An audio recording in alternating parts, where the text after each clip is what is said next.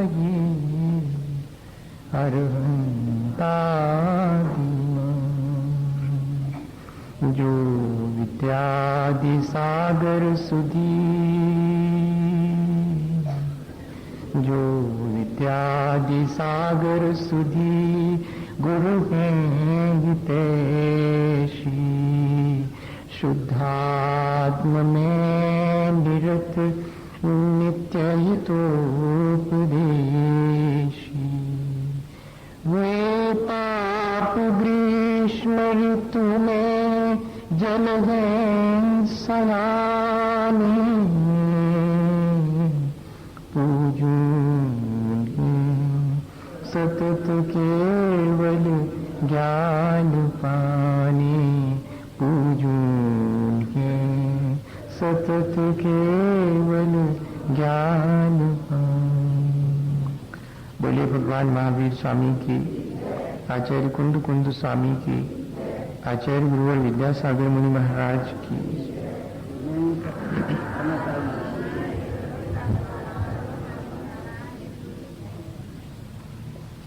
हम सभी लोगों ने पिछले दिनों ये अनुभव किया है कि यदि हम बहुत गौर से देखें तो इस संसार में अच्छा और बुरा कुछ भी नहीं है। ये हमारी कल्पना है, हमारा राग द्वेष है। जिन चीज़ों में हमारा राग होता है वे चीज़ें हमें अच्छी जान पड़ती हैं, इष्ट मालूम पड़ती हैं, और जिन चीज़ों में हमारा द्वेष होता है वे चीज़ें हमें अनिष्टकारी और बुरी जान पड़ती हैं। चीज़ तो चीज़ होती है, ना वो भली होती है ना वो बुरी होती है, लेकिन क्या करें, हमारे संस्कार अनादिकाल के ऐसे हैं कि हम चीज़ को चीज़ की तरह नहीं देखते, वस्तु और व्यक्ति को वस्तु और व्यक्ति की तरह नहीं देखते, बल्कि हम अपने राग द्वेष से प्रेरित होकर के वस्तु और व्यक्ति को भला और बुरा, अच्छा या बुरा, इस तरह के भाव से ही देखते हैं। जिंदगी ऐसी भी नहीं है कि जैसे शतरंज के खांचे होते हैं, एक सफेद है तो एक काला है। सब लोगों के जीवन में हमेशा सुख के बाद दुख, दुख के बाद सुख, ऐसा कोई क्रम हो, ऐसा भी नहीं है। जैसे हम आज अपना मित्र मान रहे हैं वो कल हमारा शत्रु हो सकता है, और जिसे हम आज अपना शत्रु मान रहे हैं वो कल हमारा मित्र हो सकता है। इतना परिवर्तनशील है ये संसार, और वो परिवर्तन हमारे अपने परिणामों का ही है, हमारे अपने राग द्वेष का ही परिवर्तन है। जैसा हमारे मन में भाव होता है वैसा हम इस संसार में चीजों को और व्यक्ति को देख लेते हैं। सावधानी आचार्य भगवंतों ने हमें बार बार इस बात की रखने की कही है कि ठीक है, किसी को हम शत्रु मानते हैं आज, किसी को हम मित्र मानते हैं आज, ठीक है, पर थोड़ा विचार करना कि कोई हमेशा शत्रु नहीं होता, कोई हमेशा मित्र नहीं होता। मैत्री भाव सबके ऊपर रखना यही सबसे श्रेष्ठ है। मैत्री जो है वो शत्रु और मित्र से ऊंची चीज है, जिसमें हम प्राणी मात्र के प्रति अपने मन में करुणा का भाव रखते हैं। अभी तो हमारी करुणा भी जो है वो विभाजित हो जाती, अपने और पराये के भेद से। जो अपने हैं उनके प्रति हमारे मन में दया है, करुणा है, और जिन्हें हम पराया समझते हैं उनके प्रति हमारे मन में दया और करुणा नहीं उमड़ती है। होनी हमारी दया और करुणा ऐसी चाहिए कि जो प्राणी मात्र पर हो। असल में ये जो हमारी अपनी राग द्वेष की प्रक्रिया है वही हमारे लिए इष्ट अनिष्ट की कल्पना कराती है, भले बुरे की कल्पना कराती, शत्रु और मित्र की कल्पना कराती, और फिर मजा ये है कि इससे भी आगे ले जाती है। जो मेरा मित्र है उसमें मुझे कोई दोष दिखाई नहीं पड़ता, कोई दोष नहीं दिखाई पड़ता, और जो मेरा शत्रु है उसमें मुझे कोई गुण दिखाई नहीं पड़ता। मां को अपना बेटा कितना भी बुरा क्यों ना हो उसमें कोई दुख, कोई दोष नहीं दिखाई पड़ता। कोई आकर के उसकी कितनी ही शिकायत करे, मां यही कहेगी कि मेरा बेटा अच्छा है, तुम बेकार परेशान मत हो। उसका अपना मोह, उसका अपना राग, हमारा अपना भी जो मोह और हमारा अपना जो राग है वो वस्तु और व्यक्ति को इसी तरह या तो गुणों से युक्त देखता है या दोषों से युक्त देखता है। गुण और दोष किस में कितने हैं? कोई भी ऐसा नहीं है जो सिर्फ गुणवान हो और कोई भी ऐसा नहीं है जो बिल्कुल दोषों से युक्त ही हो। आचार्य महाराज ने तो लिखा कि हर एक व्यक्ति के अंदर और चाहे कुछ हो या ना हो एक गुण अवश्य होता है। ठीक ऐसे ही जैसे गरीब आदमी की झोपड़ी हो, चाहे किसी का आलीशान मकान हो, आने जाने का दरवाजा तो सब में होता है। ठीक इसी तरह सब में एक गुण होता है। हमारी देखने की दृष्टि हो तो हम उस गुण को इतना बड़ा करके देखें कि सिर्फ वही दिखे और दोष ना दिखे, और अगर हमारी दृष्टि कलुषित है तो फिर वो गुण क्या और भी सैकड़ों गुण हो तो वे भी नहीं दिखाई पड़ते। एक दोष हो तो इतना बड़ा करके देखते हैं कि जिसके भीतर सारे 100 गुण भी ढक जाते हैं। परात्म निंदा प्रशंसे सद सद गुणोच्छादनोद भावनी च नीचैर गोत्रस्य तद विपर्योग नीचैर वृत्युत सेकौ चोतरस्य। 2 सूत्रों में हमारे जीवन का स्टेटस डिसाइड कर दिया आचार्य भगवंतों ने। हमारे कर्म हमें क्या ऊंचाई दे सकते हैं और कितना नीचा गिरा सकते हैं, ये डिसाइड कर दिया। और कोई भी नहीं गिराता हमें, न कोई हमें ऊंचा उठाता है। हमारे अपने गुण और दोष देखने की जो प्रवृत्ति है वो हमें ऊंचा उठाती और नीचे गिराती है। भैया, जो व्यक्ति दूसरे को बुरा कहे, इससे ये बात तो तय हो जाती कि स्वयं वो भला आदमी नहीं है, और बाकी चीज तय हो चाहे नहीं। जो दूसरे को बुरा कहे, इससे ये तो पक्का हो गया कि भला आदमी नहीं है। दूसरे को बुरा कहने वाला कभी भला हो नहीं सकता। और जो दूसरे को भला कहे, इससे ये तय हो गया कि स्वयं तो भला है, दूसरा भला होवे या न होवे वो अपनी जाने। आचार्य भगवंत इसी बात को सूत्र में कह रहे हैं कि परात्म निंदा प्रशंसे, दूसरे की निंदा करना और अपनी प्रशंसा करना। सदसद गुणोच्छादनोद भावने च, और इतना ही नहीं, दूसरे के विद्यमान गुणों को ढकना और अपने अविद्यमान गुणों का डिंडोरा पीटना। क्या? दूसरे की निंदा करना, अपनी प्रशंसा करना, दूसरे के विद्यमान गुणों को भी ढक लेना, प्रकट नहीं होने देना, और अपने अविद्यमान जो अपने भीतर है ही नहीं गुण, उनका डिंडोरा पीटना। ये सब बातें, ये सारे कर्म हमें कहां ले जाते हैं? नीच गोत्र की तरफ ले जाते हैं। और नीच गोत्र का बंध मिथ्यात्व के साथ होता है। सबसे पहले दृष्टि की निर्मलता नष्ट होगी, फिर बाद में हमें साथ में नीच गोत्र का बंध होगा। जितने पशु हैं, एक इंद्री से लेकर के असंगी पंचेंद्री तक तो पशु हैं ही, और जो संगी पंचेंद्री हैं उनमें भी एकमात्र नीच गोत्र का ही उदय चलता है। ध्यान रखना,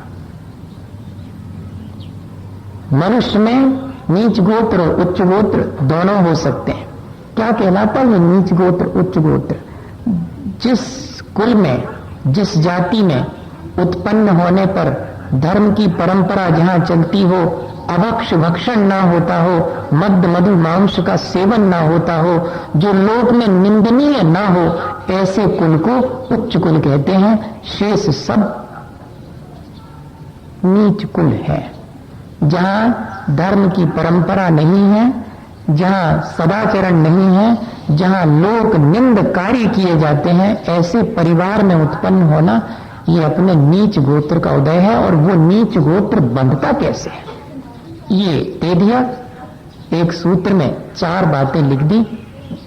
परात्म निंदा प्रशंसे, दूसरे की निंदा करते रहना और अपनी बड़वारी करते रहना, अपना बड़प्पन हमेशा बताते रहना। दूसरे की निंदा मतलब दूसरे के दोषों को प्रकट करना, होने पर और नहीं होने पर, दोनों कह रहे हैं। दूसरे के होने, दोष होने पर भी उन्हें प्रकट करना, यह भी नीच गोत्र का बंध है।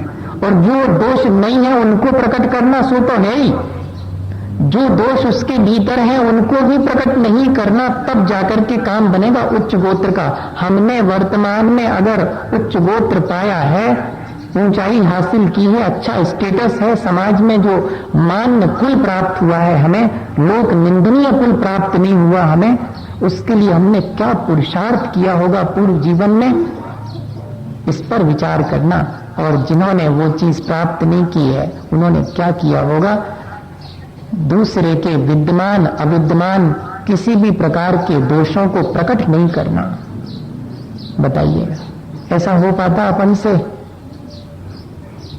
अपन तो दूसरे के दोषों को ही देखने की प्रवृत्ति अपने भीतर निर्मित कर चुके हैं। ऐसी आदत पड़ गई है कि किसी पर भी दृष्टि जाती तो सबसे पहले उसमें जो खोट है, उसमें जो कमियां हैं भी दिखाई पड़ती हैं, उसमें क्या भलाई है क्या अच्छाई है ये दिखाई ही नहीं पड़ता। बताओ तो ऐसी दृष्टि लेकर के हम अपने जीवन को कहां ले जाने की तैयारी कर रहे हैं, ये स्वयं विचार करना पड़ेगा और फिर इस आदत को बदलना पड़ेगा। हम लोग तो इस आदत को बदलने की जगह पर और तर्क और देते हैं। एक व्यक्ति चला जा रहा था रास्ते से, सामने जो है दूसरा और थोड़े आगे जा रहा था, एक केले का छिलका पड़ा था, उस पर वो पैर पड़ा, उसका फिसल गया, गिर गया तो हंसना शुरू कर दिया जो पीछे था। सामान्य सी बात है, कोई अगर फिसल करके गिर जाए तो दूसरे को मौका मिलता हंसने का, लेकिन वो ये भूल गया कि एक छिलका और पड़ा है वहीं पर। सो इनका भी उसी पर पैर पड़ा और ये भी गिरे। अब गिरे तो सब लोग हंस रहे, तो मालूम इन्होंने क्या तर्क दिया कि अच्छा किया भगवान जो मैंने पहले दूसरे के गिरने पर हंस लिया, अब तो मैं हंस ही नहीं सकता, अब तो लोग हंसेंगे मेरे ऊपर, अच्छा हुआ मैंने पहले हंस लिया। बताइए, दूसरे पर हंसने को भी हम ठीक मान रहे हैं कि हमने अच्छा ही किया है जो पहले हंस दिया, क्योंकि फिर तो हमें गिरना ही है और फिर तो लोग हंसेंगे, हम तो नहीं हंस पाएंगे।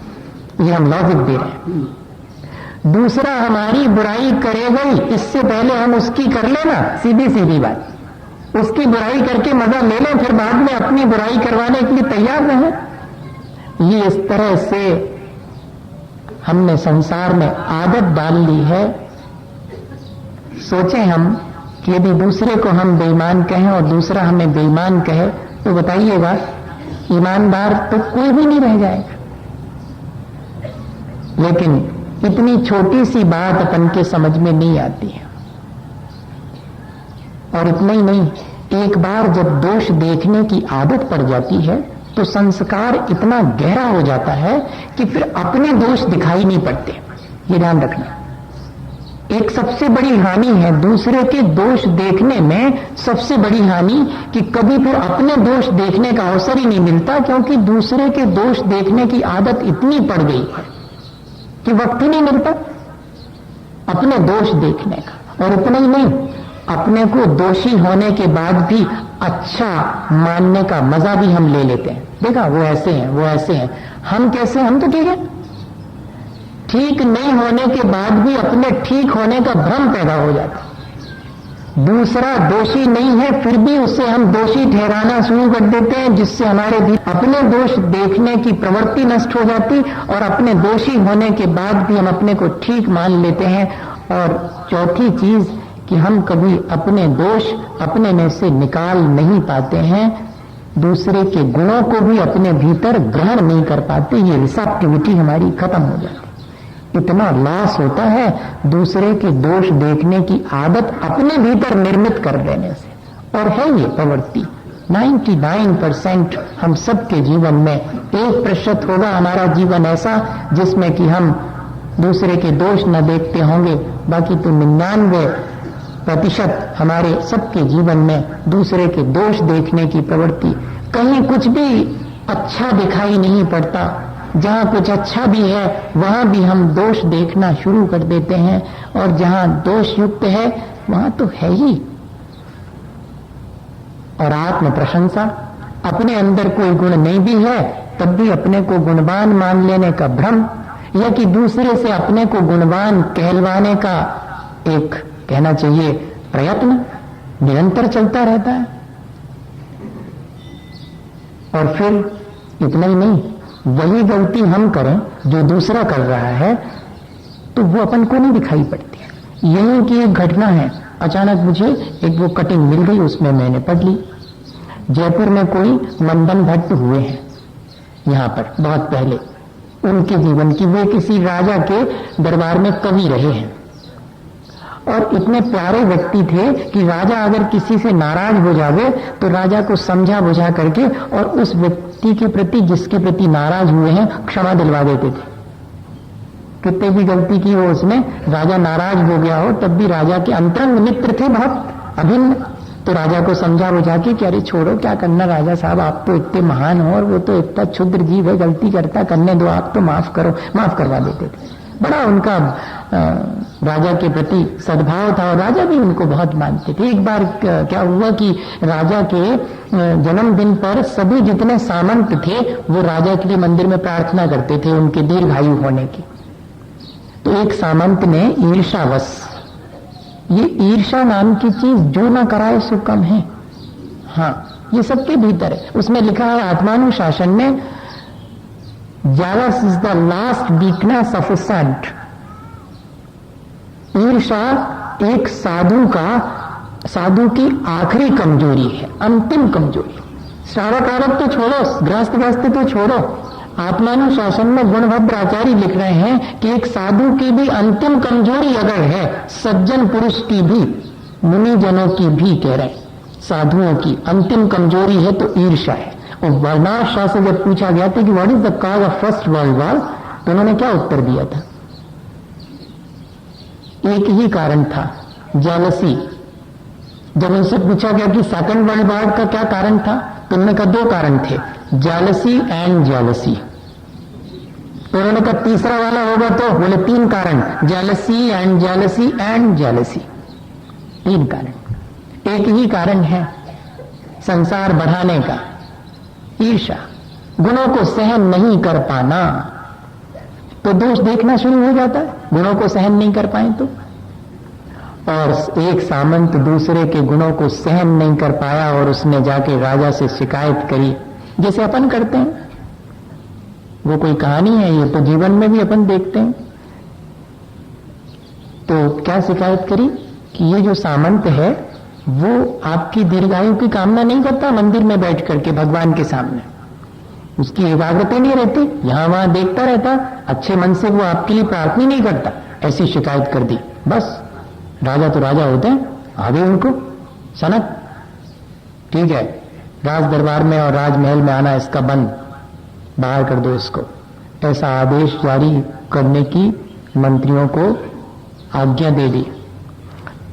मंदन भट्ट को मालूम पड़ा, फौरन राजा के पास आए, क्या बात हो गई? अरे वो जो सामंत है वो मेरे लिए ठीक ठीक प्रार्थना नहीं करता, दीर्घायु की, यहां वहां उसका ध्यान रहता। जैसे कितने कहा ये, तो दूसरे सामंत ने आके कहा। तब फिर आपको जरूर पुनर्विचार करना चाहिए। बोले इसमें फिर से विचार करने की क्या बात है? बोले फिर भी आप विचार कर लीजिएगा, एक बार उस व्यक्ति को दंडित करने से पहले जरा विचार कर लीजिए। क्या विचार कर लीजिए? अगर वो वाला सामंत दीर्घायु की कामना करते समय एकाग्र नहीं है, यहां वहां देख रहा है, तो जिसने शिकायत की है वो क्या कर रहा था? है ना, उसका भी मन उसको देखने में लगा था। दूसरे के दोष देखने वाला किस तरह दोषी हो जाता है, ये समझने की चीज है। उदाहरण से जब जब भी लगता ये है कि हम तो दूसरे के दोष सही सही है, वही तो देख रहे हैं, हम कहां दोषी हो गए, ये देख लो आप। वो तो अपना कंसंट्रेशन नहीं रख पा रहा है प्रार्थना के समय, लेकिन आप अपना कंसंट्रेशन अगर आपका है तो आपको ये दिखाई कैसे पड़ा कि उसका कंसंट्रेशन नहीं है? आपको अपनी एकाग्रता से प्रार्थना करनी थी, आपको दिख कैसे गया कि ये प्रार्थना के समय एकाग्र नहीं है? हम सबसे पहले स्वयं दोषी होते हैं जब दूसरे के दोष देखना शुरू करते हैं। वही दोष हमारे भीतर भी है जो हम दूसरे के भीतर देखते हैं। बहुत सावधानी की आवश्यकता है कि हम दूसरे के दोष देखने से पहले और अपने गुणों की प्रशंसा करने से पहले विचार तो कर लें।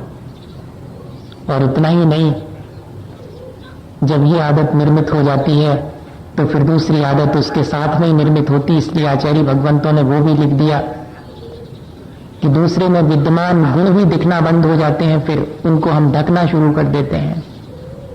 जब दूसरे के दोष देखना शुरू करते हैं तो उसके गुणों को हम ढकते चले जाते हैं। और इतना ही नहीं, अपने भीतर के जो अविद्यमान गुण हैं उनको भी हम कहना शुरू करते हैं, उनका भी ढिंढोरा पीटना शुरू करते हैं। क्यों? क्योंकि फिर हमारे मन में जो है ये भावना आ जाती है कि मेरी प्रशंसा होनी चाहिए। जहां आत्म प्रशंसा का भाव है वहां गुणवत्ता नहीं होगी, वहां तो झूठे गुणों को भी प्रकट करने की भावना ही डेवलप होगी और ऐसा व्यक्ति कभी गुणवान नहीं हो पाता। ये सबसे बड़ी हानि, सबसे बड़ी क्षति होती है। यदि हम इससे विपरीत करना शुरू कर देंगे तो हमारे जीवन में ऊंचाई आना शुरू होगी, हमारा स्टेटस ऊंचा होगा। हम लोग ये सोचते हैं कि बहुत बड़ा मकान हमारे पास में है, बहुत कारें हमारे पास में है, बहुत पैसा हमारे पास में, अच्छा स्टेटस है। ये स्टेटस सिंबल नहीं है। स्टेटस सिंबल ये है कि कौन व्यक्ति अपनी निंदा और दूसरे की प्रशंसा करता है। प्रात्म निंदा प्रशंसे, दूसरे की निंदा करने वाले का स्टेटस बहुत क्षुद्र व्यक्ति है जो दूसरे की निंदा करता है, और बहुत महान है जो दूसरे के अवगुणी होने पर भी प्रशंसा ही करता है। बहुत महान ही व्यक्ति हो सकता है जो अवगुणी में से भी कोई गुण देख ले। जैसे श्री कृष्ण रास्ते से चले जाते थे और एक कुत्ता मरा हुआ पड़ा था, 2-3 दिन का, बदबू आ रही थी, लेकिन वे खड़े होकर के चुपचाप देख रहे थे। बलराम ने कहा कि चलो आगे, इतनी बदबू आ रही, कहने वो तो छोड़ो, दांत तो देखो कितने बढ़िया है। अब बताओ,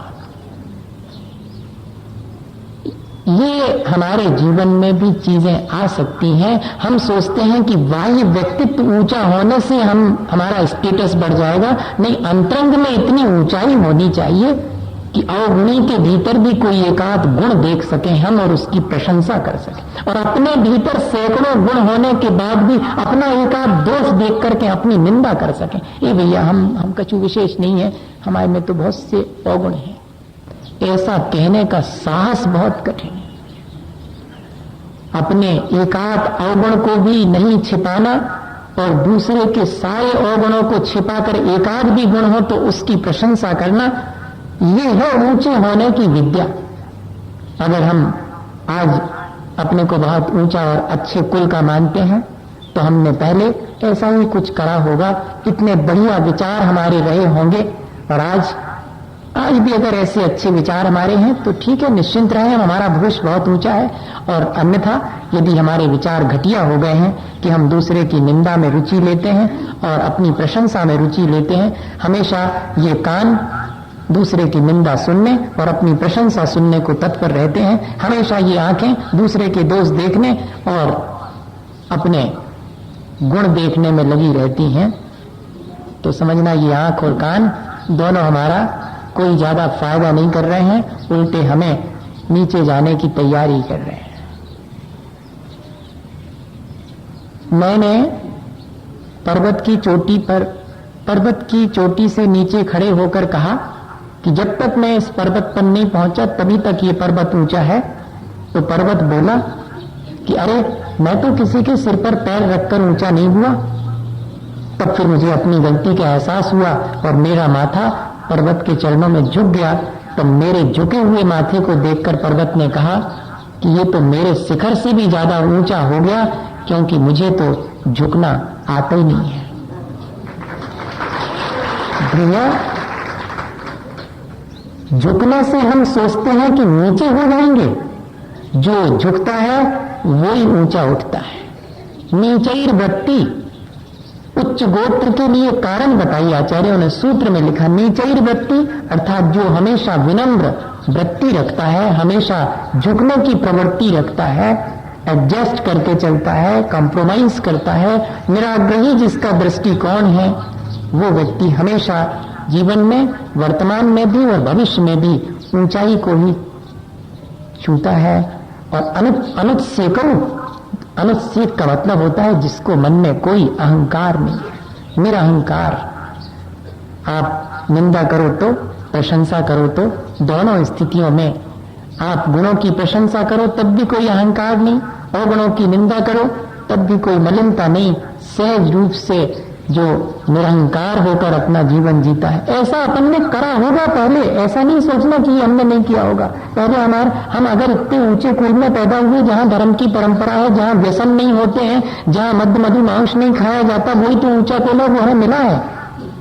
जिनेंद्र भगवान की शरण मिली है, सच्चे देवगुरु शास्त्र की इससे ज्यादा और ऊंचाई क्या हो सकती है।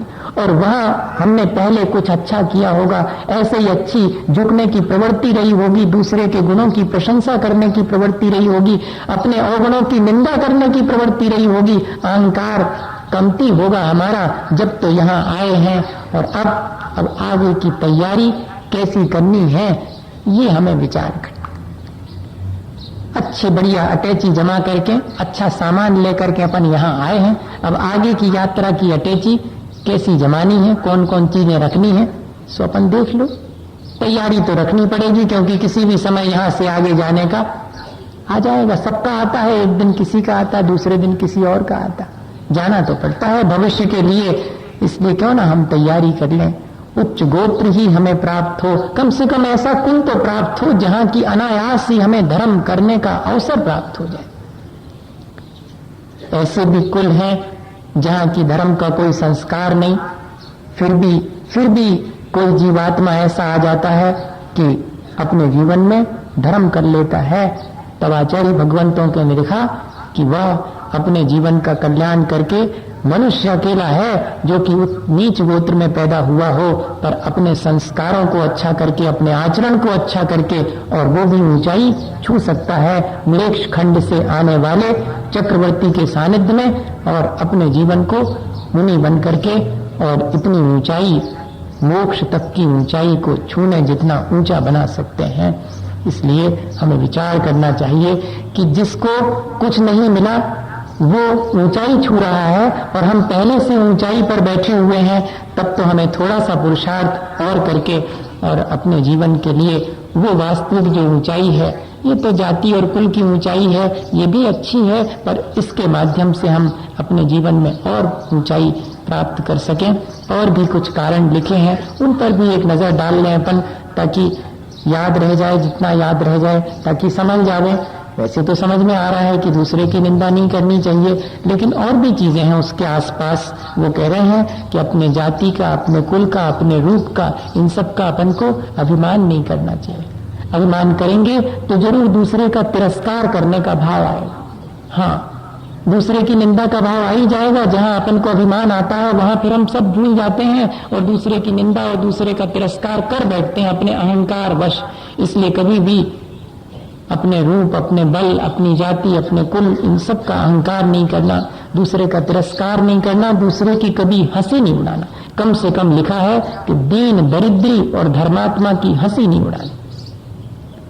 धर्मात्मा की हंसी नहीं उड़ाना ये तो ठीक है, लेकिन दीन दरिद्र की भी हंसी नहीं उड़ाना, क्योंकि वो अपने कर्मों का फल भोग रहा है और हम उसकी हंसी उड़ाएं तो हमें भी अपने इस हंसी उड़ाने के कर्म का फल ठीक वैसा ही भोगना पड़ेगा जैसा उस दीन दरिद्री को आज किसी की हंसी उड़ाने से दरिद्रता और तिरस्कार मिला हुआ है।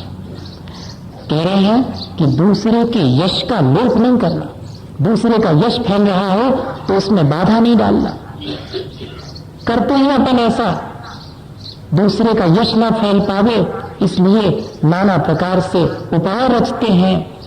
रोज तो देख रहे हैं अपन, कोई नई चीज थोड़ी है, कहने और सुनने और की बात नहीं है, अनुभव की बात है। रोज देखते हैं इस चीज को, एक दूसरे के यश को सहन नहीं कर पाने से, अर्थात गुण नहीं होते हुए भी और हमारी कीर्ति फैले, हमारा यश फैले, ऐसी भावना रखना, ये सब जो है नीचे ले जाने वाली।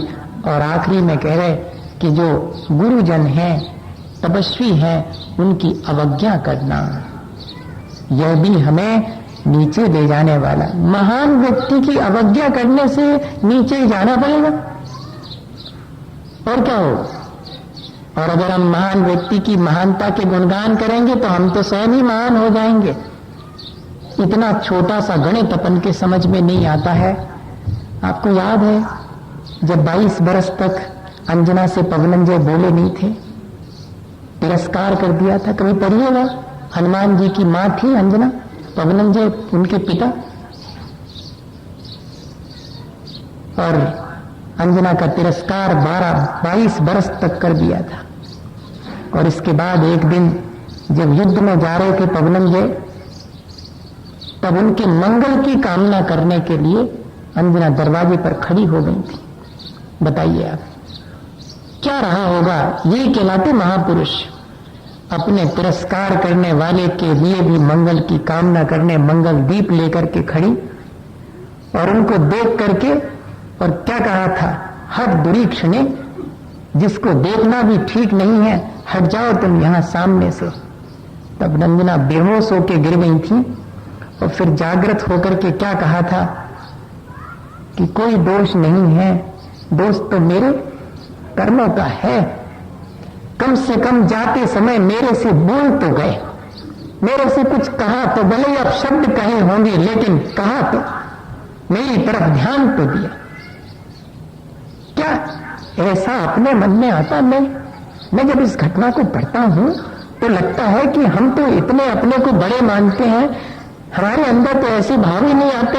हमारे प्रति तिरस्कार करने के बावजूद भी हमारे मन में सद्भाव बना रहे, कोई हमें तमाचा मारे और हम उसका हाथ पकड़ करके दबाए कि चोट तो नहीं लग गई। ऐसा हुआ अपने जीवन में कभी? किसी ने हमें कष्ट पहुंचाया और फिर भी हम उसके सुख और उसके हित की कामना करें, ये ऊंचाई है भैया। ऊंचे उठने के लिए, अपने जीवन को महान बनाने के लिए दूसरे के दोष देखने की आवश्यकता नहीं है। अपने दोष देख के उनको निकाल करके और अपने को गुणवान बनाने की प्रक्रिया करें, ऐसा कर्म करें जिससे कि हम स्वयं अपने भीतर गुणों को प्राप्त कर सकें। दूसरे के अवगुण देखने से कछु हमारे गुण बढ़ नहीं जाएंगे, दूसरे के गुण देखने से तो कदाचित हमारे गुण बढ़ सकते हैं, और अपने गुणों को हम बढ़ाने के लिए प्रयत्न करें। दूसरे के भीतर जो है उसकी जिम्मेदारी उसकी है, मेरे अपने जीवन को अच्छा और बुरा बनाने की जिम्मेदारी जब मेरी है तो क्यों नहीं मैं अपने जीवन को अच्छा बनाऊं। ऐसा विचार करके निरंतर अपने जीवन को अच्छा बनाने का प्रयास करते रहना चाहिए। इसी भावना के साथ बोलिए आचार्य गुरुवर विद्यासागर मुनि महाराज की। हे गुरुवर शाश्वत सुखदर, यह नग्न स्वरूप तुम्हारा है, जग की नश्वरता का सच्चा दिव्य दर्शन करने वाला है। जब जब ऋषियों ने रच बच कर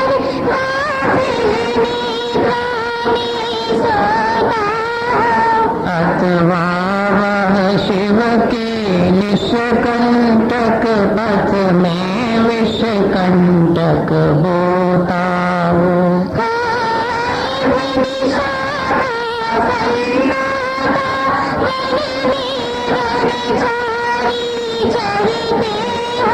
तब शांत निराकुल मानस तुम तत्वों का चिंतन करते हो।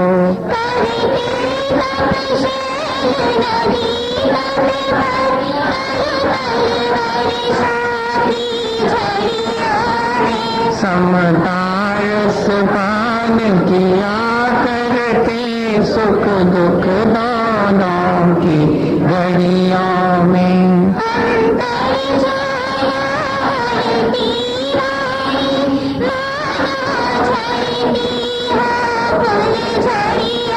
भवबंधन तड़ तड़ टूट पड़े, खिल जावे अंतर की कलियां।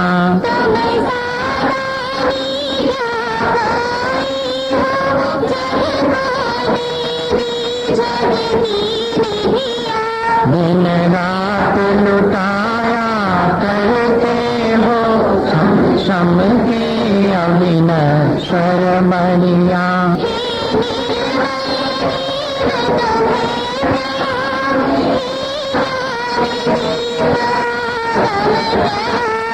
ये शांति त्याग के मोटे मान, शिव पथ पंथी गुरुवर प्रणाम। मिथ्या समय नाश देखो, ज्ञान के प्रकाश देखो, आपा भय दास देखो, भानु सीधा खानी है। चाहो द्रव्य जानवे को, बंद विद्वानवे को, सफर पिछानवे को परम कमानी है।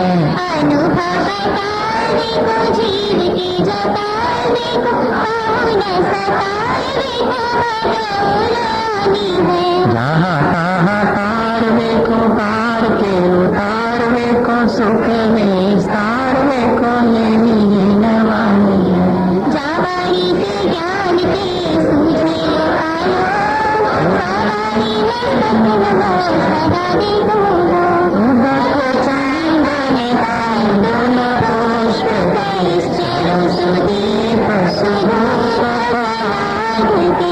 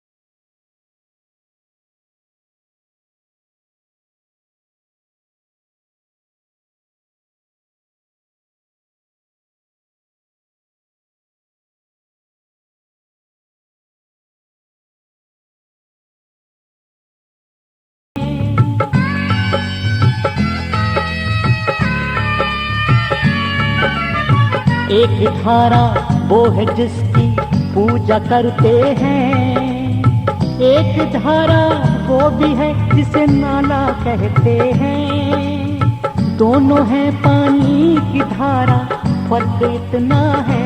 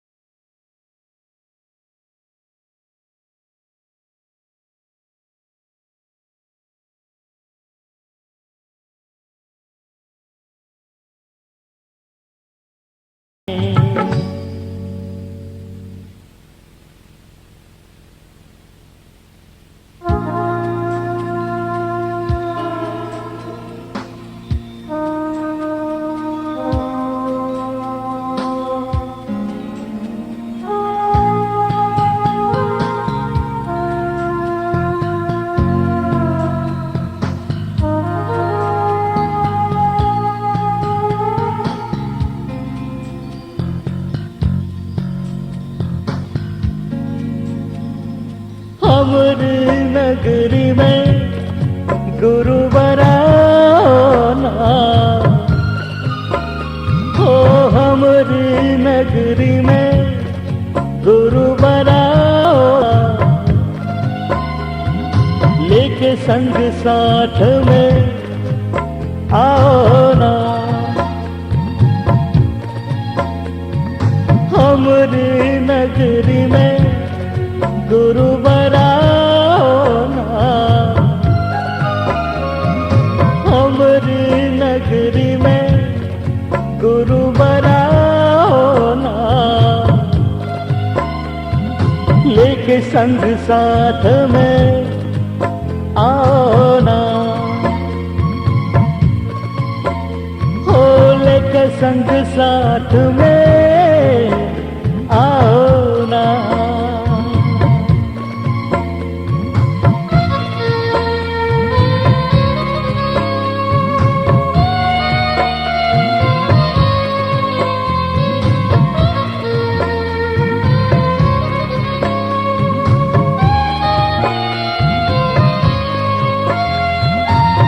आए हैं हम श्रद्धा लेके चरणों में श्री